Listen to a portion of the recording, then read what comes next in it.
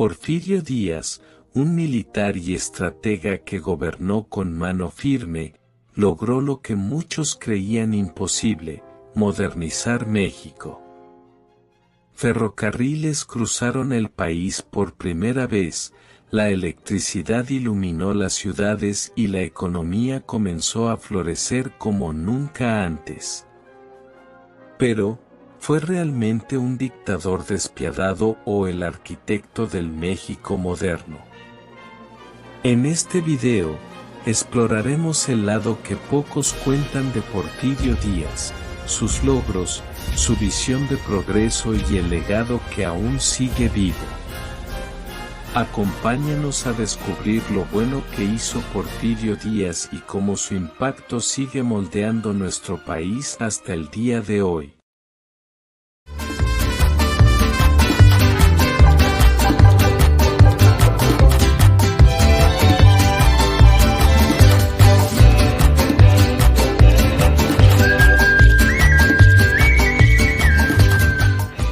Hoy estamos aquí para hablar de un personaje histórico que ha sido juzgado, criticado y, en muchos casos, incomprendido.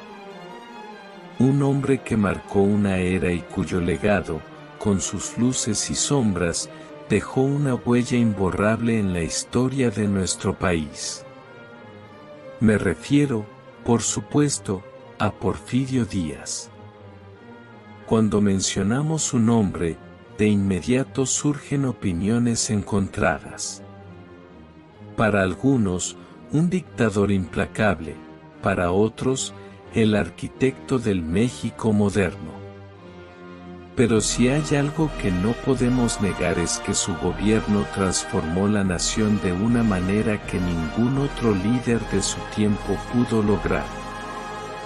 Para entender lo que Porfirio Díaz hizo por México, debemos remontarnos a la situación en la que el país se encontraba antes de su llegada al poder. Durante la mayor parte del siglo XIX, México había vivido en un estado de caos constante, batallas civiles, invasiones extranjeras y una inestabilidad que impedía cualquier posibilidad de crecimiento. Cuando Díaz asumió la presidencia en 1876, su prioridad fue pacificar el país. Impuso el principio de orden y progreso. ¿A qué costo? Es cierto que su mano dura fue evidente, pero también lo fue su eficacia. Con mano firme, logró sofocar las rebeliones y estableció un gobierno estable, permitiendo que por primera vez en décadas México pudiera enfocarse en su desarrollo. Bajo el porfiriato, México vivió un crecimiento económico sin precedentes. Se construyeron miles de kilómetros de vías férreas, conectando regiones antes aisladas y permitiendo un comercio más eficiente. Las ciudades comenzaron a modernizarse, con alumbrado eléctrico, telégrafos y sistemas de agua potable. La inversión extranjera fluyó al país como nunca antes. Empresas mineras, textiles y de manufactura encontraron en México un terreno fértil para el desarrollo. Díaz comprendió que para crecer se necesitaban capital y tecnología, y supo atraerlos con inteligencia y estrategia.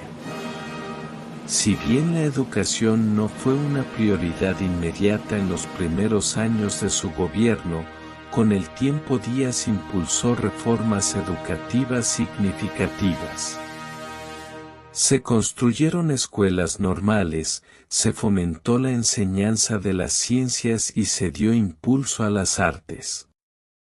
Durante su gobierno, la cultura mexicana floreció. Se embellecieron las ciudades con imponentes edificaciones, como el Palacio de Bellas Artes y el Palacio Postal. La influencia europea en la arquitectura, la moda y las costumbres sociales se hizo evidente, y México comenzó a verse como una nación en plena modernización. Uno de los mayores logros de Díaz fue fortalecer al ejército y consolidar la soberanía nacional. Su liderazgo evitó nuevas invasiones extranjeras y aseguró que México fuera respetado en la arena internacional. La estabilidad interna permitió que el país proyectara una imagen de solidez y respeto. Ahora bien, no podemos hablar de Porfirio Díaz sin reconocer los costos de su modelo de desarrollo. La desigualdad social se profundizó, los campesinos fueron despojados de sus tierras y la democracia fue relegada en favor de un gobierno centralizado. La libertad de expresión fue limitada y la oposición, duramente reprimida. Uno de los factores clave que llevaron a la Revolución Mexicana fue la política agraria de Díaz. Con el afán de modernizar el país y atraer inversión extranjera, grandes extensiones de tierra fueron concesionadas a compañías extranjeras y a una élite nacional, mientras que los campesinos y comunidades indígenas fueron despojados de sus tierras ancestrales. Esto generó un creciente resentimiento en el campo, donde la pobreza y la falta de oportunidades se convirtieron en problemas insostenibles.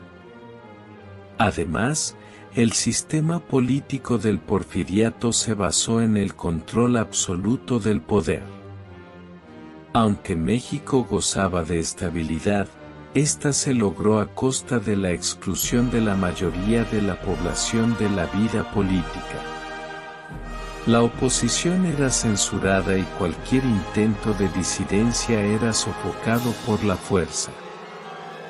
La falta de apertura política llevó al surgimiento de líderes revolucionarios que buscaban derrocar un régimen que se había perpetuado en el poder durante más de 3 décadas. El crecimiento económico también fue desigual. Mientras las ciudades y ciertos sectores industriales prosperaban, la mayoría de la población rural vivía en malas condiciones de vida, trabajando en haciendas bajo sistemas de servidumbre. La insatisfacción social creció, y cuando finalmente Francisco I. Madero desafió la autoridad de Díaz en 1910, encontró un país listo para la insurrección. La Revolución Mexicana no fue solo una batalla contra un hombre, sino contra un sistema que había marginado a la mayoría en beneficio de unos pocos.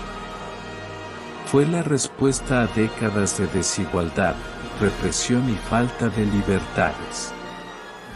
Aunque Díaz logró modernizar México, lo hizo a un costo demasiado alto, y la historia le cobró factura.